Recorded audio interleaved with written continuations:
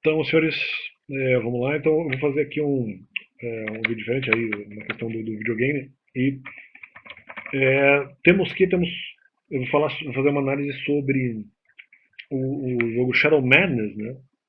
Um RPG do Play 1 da lendária Era de Ouro dos RPGs. E eu vou trazer algumas informações que eu acho, aqui não é já o início da revisão, o início da análise, mas eu vou falar mais sobre aspectos históricos do jogo, que eu considerei talvez os mais importantes e que eu acho que eu devo de alguma forma trazer aqui por entender relevante e não é exatamente a análise do jogo em si nesse momento, mas é mais a explicação da história do jogo, embora isso, claro, já pertença à própria análise e revisão do jogo. Vamos lá, o jogo possui, em essência, 4 continentes principais no planeta. Né? Tem ali algumas outras nações ou continentes que depois eu vou falar mais. Principais no planeta Arcos. Né? No planeta Arcos, o Arcos, numa pronúncia em inglês, é o planeta no qual aí o jogo se passa.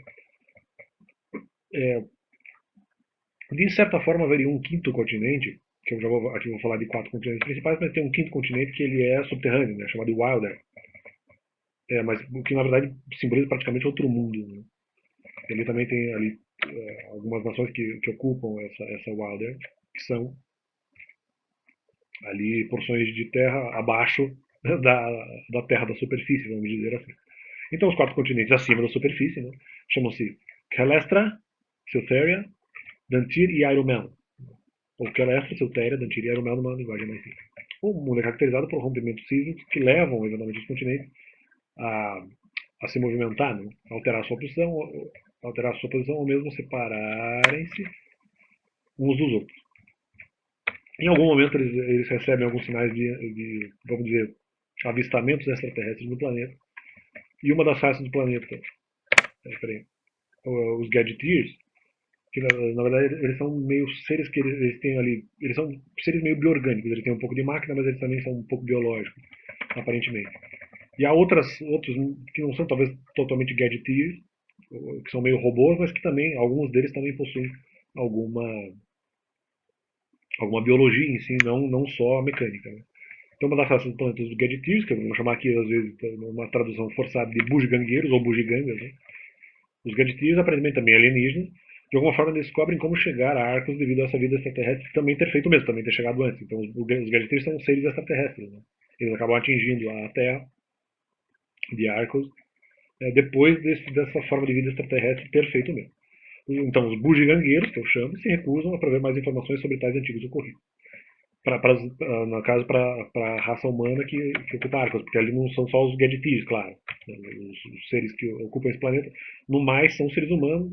Depois, abaixo do planeta, nós encontramos outras raças, como depois eu vou falar, que são os Octa, os Orgta, o Octa e Orgta são a mesma coisa, os Banori.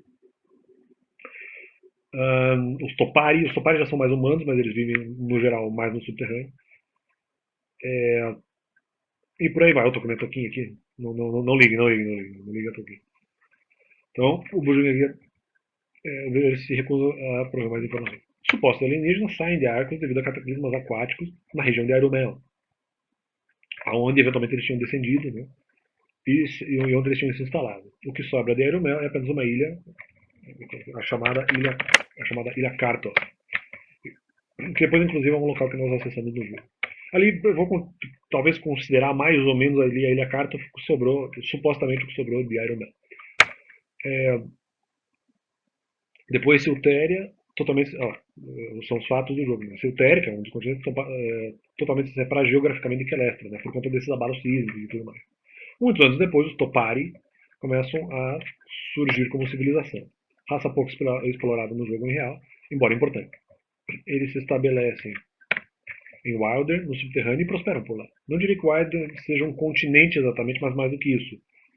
Ele é Wilder, eu diria que são, na verdade, formações continentais abaixo, subterrâneas. Formações continentais subterrâneas. Mas são separadas por um rio ali e tal. Mais do que isso, pois se estende por toda a Arco, aparentemente. Né? Mas abaixo do solo normal, e também aparentemente abaixo do mar. Ou talvez até não totalmente abaixo do mar, mas são porções que são abaixo dos continentes. Né? Talvez até não necessariamente abaixo do mar. Os Topari começam a usar cruas formas, eles começam eventualmente a usar magia. Né? E os Topari não sabem de haver vida acima por essa época ainda, ou seja, vida nessa parte de cima, que é chamado por esse pessoal de baixo depois de Apunsi. Depois, quando assim descobrem, eles e a Assassin de Walden, os nativos da região de baixo, denominam a terra de cima de Apunsi. Outros cataclismos afetam também os demais continentes, não só a Irumen. Como de certa forma, quando eu falei que Alestra e Siltéria se separam. Topari descobre a conexão entre mundos e Wilder por meio de uma fissura, ou seja, com o mundo de cima. Né? Em sua primeira expedição à Terra de Cima, nenhum Topari volta vivo. Não conseguem tolerar aí ao ambiente de alguma forma hostil. Após a tremenda guerra Topari, com resultados mágicos absolutamente devastadores sobre o Wilder, ele decide eles usar de métodos pacifistas para não causar mais tanto dano. Algumas pessoas de Wilder fogem de lá via túnel que liga a Arcos de cima, chegando assim a Dantir, que ela é a Triciltéria. Assim, a mágica acaba chegando em Arcos. E daí, vamos dizer, a fundamentação do jogo.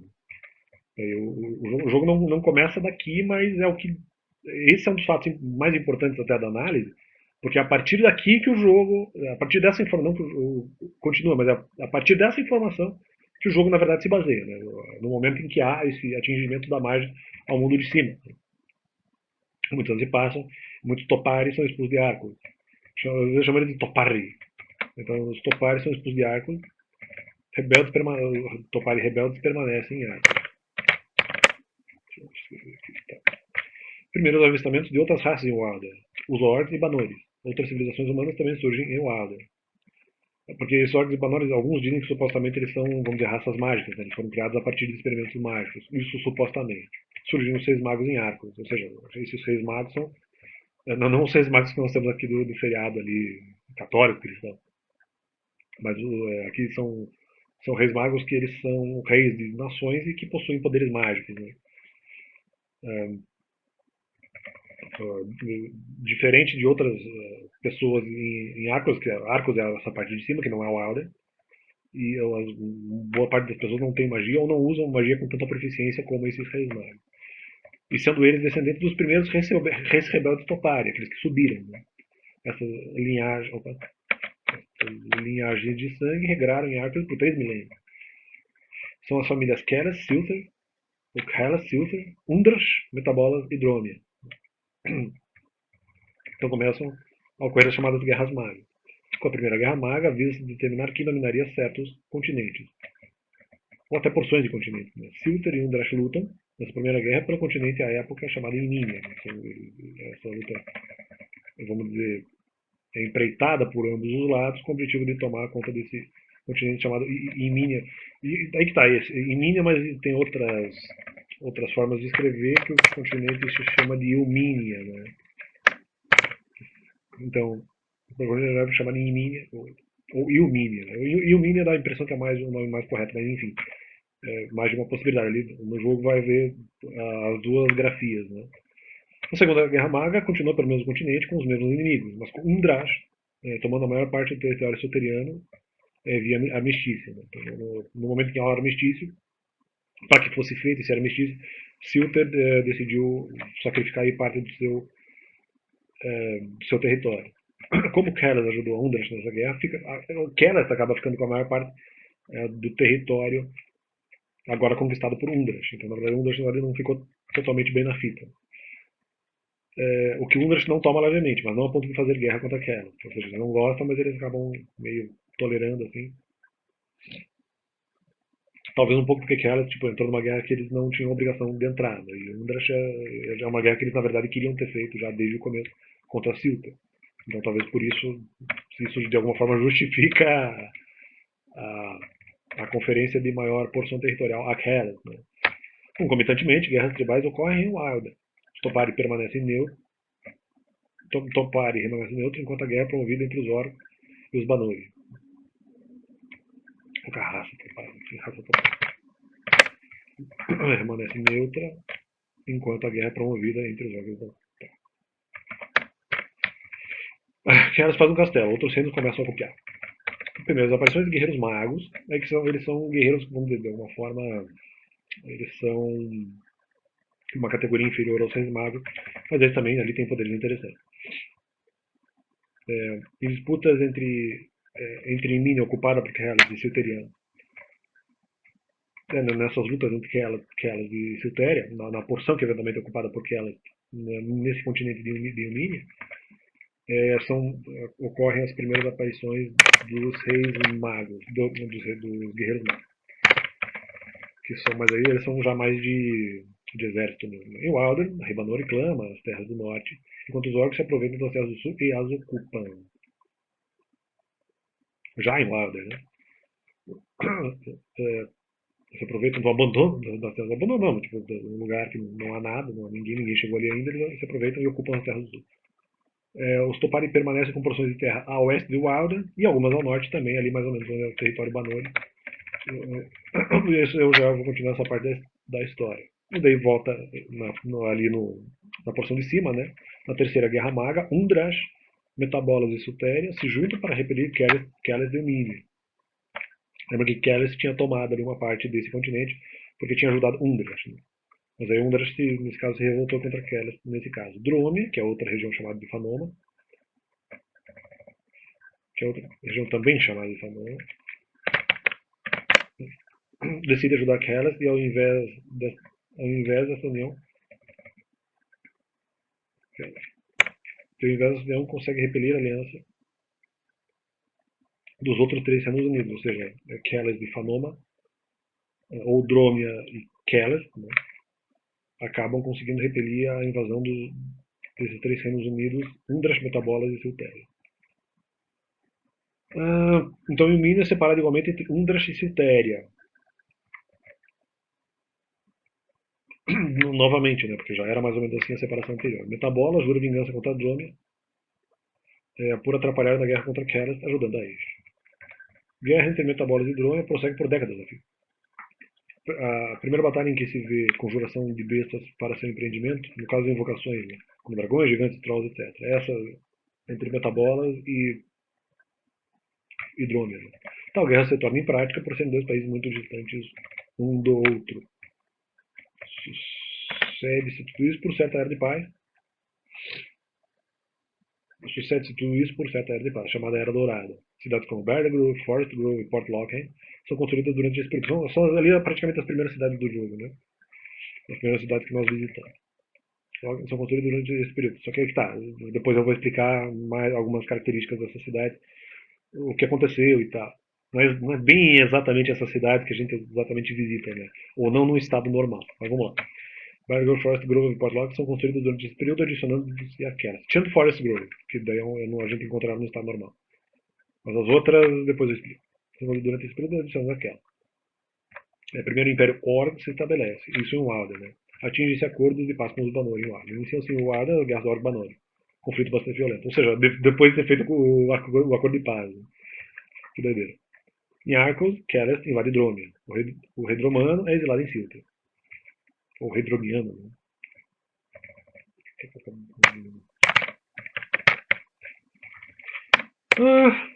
A quarta guerra maga é empreendida, chamada de Grande Guerra.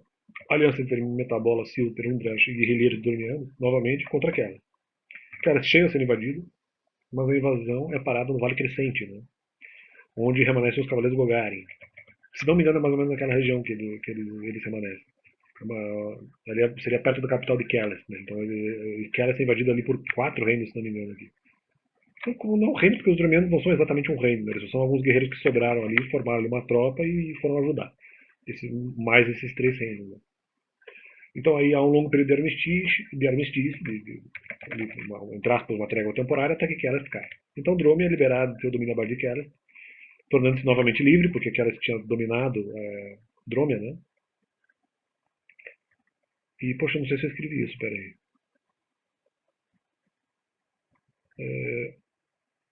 Não, então é que tem um momento que Keles, se não me engano, dominou Dromia, por alguma razão. Agora não tenho certeza se eu escrevi sobre isso, mas a Dromia, em algum momento, é dominada por Keles.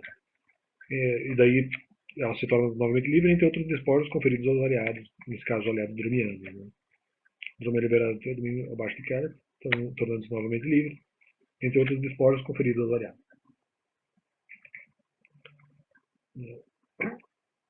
Ou seja, uma das conquistas da guerra, nesse caso, foi a liberdade. Linhagem sanguínea de Rainha Túlia faz a parte oriental de Keras se dividir de seu outro lado. Né? Parte oriental. Porque daí aqui a parte oriental ficam algumas cidades e, vamos dizer, uma outra administração, um pouco mais pulverizada, vamos dizer assim, enquanto a parte ocidental de Keres, a capital é, a capital é Carilon, ou Carillon. Quando eu falo pronúncia em inglês fica diferente. Então, Carillon, de repente dá uma pronúncia bem com J, então a capital seria Carillon. Depois tem o Wilder, Nagruk. Ele é um outro sujeito lá que faz uma magia bem doida. Causa uma dissidência do Topari. Mas ele é transformado em pedra. Seu povo de Nagro, os Dendroken, acabam subindo arco nessa terra, na terra de cima, e muitos deles são mortos. Até para encontrarem um mundo radicalmente diferente do que se imaginava. E no caso, até um mundo mais violento do que antes, do que em outros momentos que, seja os Topari ou povos do mundo de baixo, do povo de Wilder, subiram para Punzi, né? E quando eventualmente eles atingiam essa localidade, eles morriam, ou porque até o caminho para se chegar até, até a Punzi era algo muito complicado de fazer e tal. Só que aqui eles até conseguiram fazer essa travessia. Só que o mundo estava muito mais violento e provavelmente eles eram muito menos aceitos por um mundo de arcos, nesse caso, ter se tornado muito violento e não aceitar o pessoal de baixo, ter medo, alguma coisa assim. Alguns, por outro lado, são capturados e escravizados pelo rei Drômia 21º. Mas alguns conseguem escapar dele. Esses que fogem se estabelecem em porção da Deep Forest Sea, que é em Dantir. Né? Um deles se torna chamado navegadores. Eles passam a ter algumas habilidades de navegação. Dantir é interessante, porque, bom, eu não vou explorar, tem uma característica interessante de Dantir. Então é isso aí, essa é a minha análise inicial sobre um contexto histórico do jogo Shadow Madness, né? Em que eu compilei ou juntei resumidamente as informações que eu considerei mais importantes sobre o jogo. Então valeu! Então, isso aí. O resto da minha análise segue depois. Valeu!